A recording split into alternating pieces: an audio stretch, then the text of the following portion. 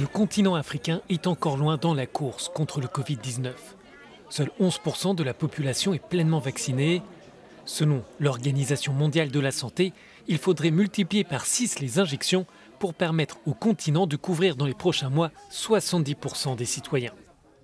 Cette question sera nécessairement à l'ordre du jour du sommet la semaine prochaine entre l'Union européenne et l'Union africaine. Pour certains experts, les obstacles sont encore nombreux pour réussir la campagne vaccinale. Nous avons besoin de plus de vaccins. Il y a tout d'abord un problème d'approvisionnement, un problème prévisible. Nous avons besoin que les pays à haut revenu s'assurent que nous puissions être en mesure de recevoir des vaccins. Et puis, il y a le problème des systèmes de santé. Nous devons les renforcer.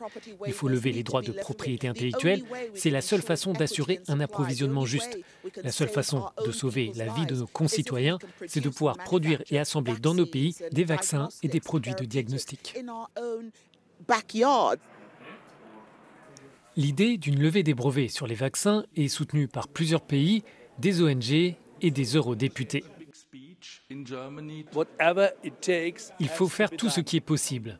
Si le partage des brevets, si le fait de permettre à nos pays partenaires d'avoir leur propre production est un moyen approprié, alors il faut le faire. Au bout du compte, les droits de propriété intellectuelle ne peuvent pas être plus importants que le fait de sauver des vies.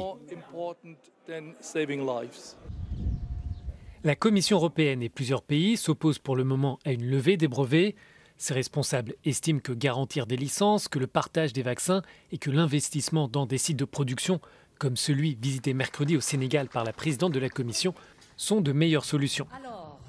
Tout d'abord, mes félicitations. L'Afrique a reçu jusqu'à ce jour 600 millions de doses, dont un quart provient de l'Union européenne.